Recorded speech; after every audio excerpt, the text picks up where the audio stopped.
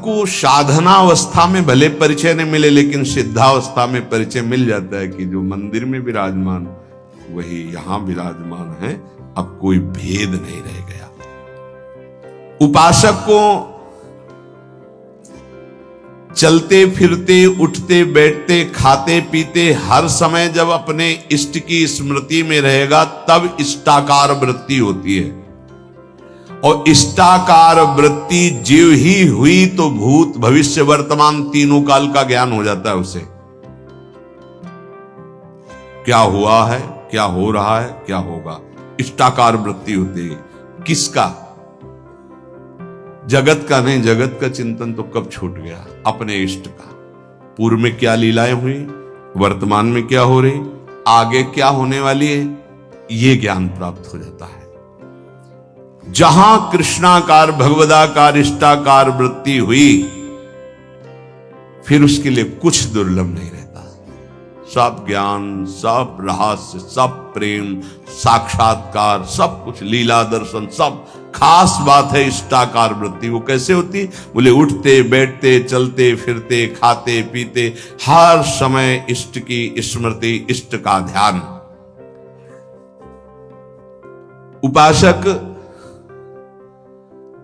कब समझे कि हमारी भक्ति चरम लक्ष्य में स्थित हो गई है?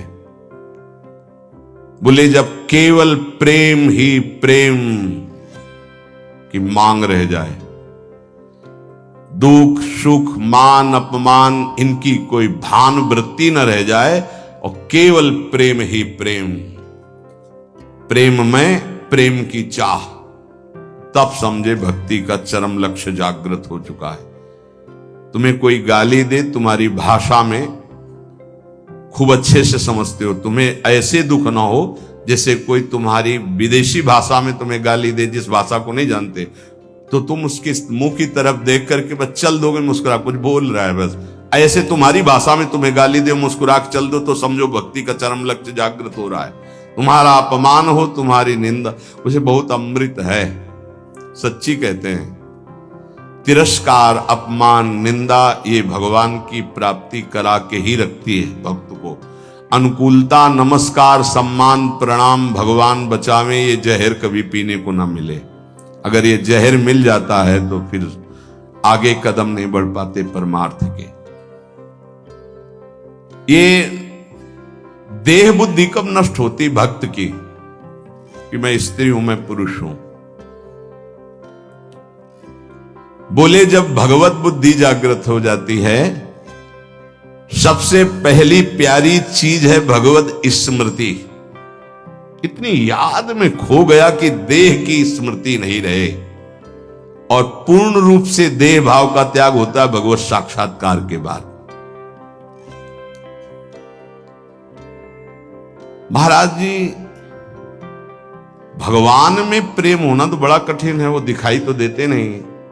मतलब दिखाई दे तो ज्यादा जल्दी प्रेम हो जाए, अब देखा तो है नहीं तो कैसे प्रेम करें?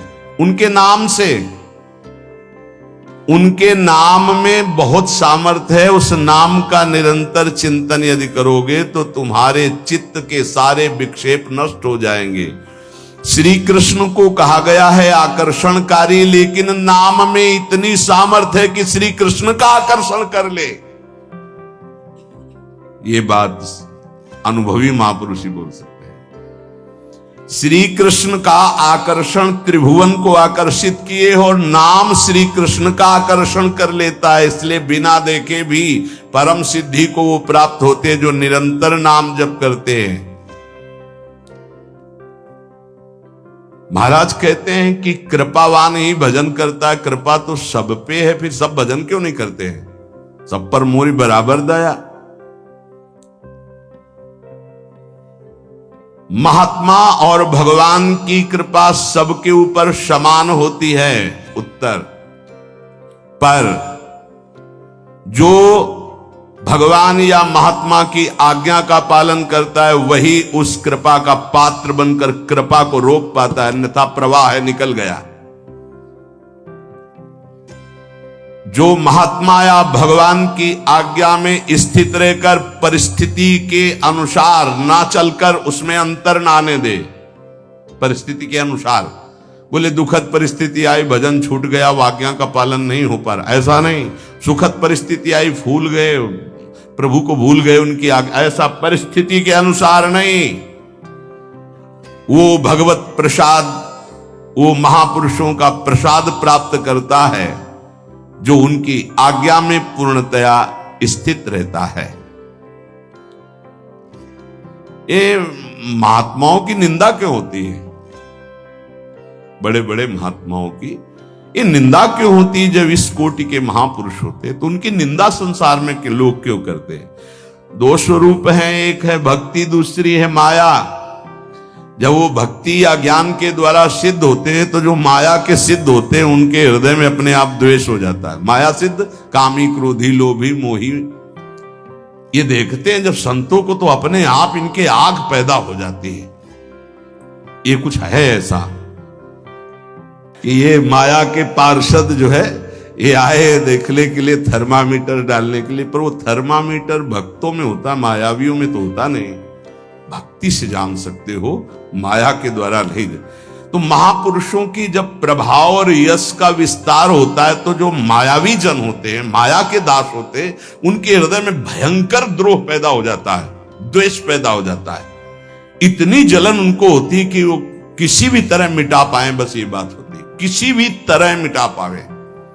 पर सीम की चाप सके को तासु बड़ रखवार, रमापति जासु जिनके भगवान रक्षक हैं उनको कौन नष्ट कर सकता है। तो इसलिए उपासक को यह भी तैयारी रखनी है कि अपमान, निंदा, तिरस्कार ये हमारे इस मार्ग के पुरस्कार हैं। मिलेगा, मिलता रहा है, मिला है, मिलेगा पक्का। जैसे अपने लोग हैं ना तो बहुत अच्छे से मिलते रहे पूरे जीवन, पूरा अभ्यास रहा है इनका, उनकी कृपा रही है प्रभु की कि ऐसे ऐसे महीना दो महीना में एक दो टेबलेट मिलते रहे हैं कि आपका मान सम्मान यश कीर्ति से जो जहर बढ़ा है वो एक टेबलेट में नीचे उतर जाए। उतारते रहते हैं किसी न किसी महापुरुष को भेज करके, माया के महापुरुष, और वो ऐसा बर्ताव कराते हैं। फिर पूछते हैं अब क्या? तो होता है आपकी बड़ी कृपा, तो आगे निकल गए। हम ही थे और कोई नहीं था, हम ही थे और कोई नहीं था। ये तो हम आपसे प्रश्न कर रहे थे। साधक इस बात पे सावधान रहे कि जब उसकी निंदा हो, अपमान हो, तो समझे कि मेरे प्रभु मेरे सामने पढ़ा करके जगत गुरु अब वो प्रश्न कर रहे हैं, मुझे सहन करके आगे निकलना है। आज के सत्संग का सार, कुछ समझ में आवे चाहे ना आवे, जो मंत्र मिला है, नाम मिला है, हर समय जपो, ये सब कुछ प्रकाशित कर देगा। और खास बात, हम कैसे हैं हमें ये भूलना होगा। हमारी प्रिया जो कैसी, हमें ये याद रखना होगा। अगर हम अपनी याद रखें तो बर्बाद हो जाएगी, पक्की बात है। आज तक की तुम्हें बात बता रहे भाई, अपने घर में जैसे बात की जाती है। अगर इस मार्ग में चलना है तो यहां क्या हो रहा है, यहां क्या होना चाहिए और यहां क्या होगा, ये तीनों जिम्मेवारी हमने अपने प्रभु को दे रखी है। और हम चैन से सोते हैं। जो हो रहा है वो आप कराओ, जो होना हो वो भी करवा लेना। जैसे भी हैं हम आपके हैं, आपके सिवा हमारा कोई है नहीं, आपको अब हम छोड़ने वाले नहीं। पक्की ये हृदय में बैठा लो। इसलिए बार बार कह रहा हूं कि बहुत तूफान चलते हैं माया के।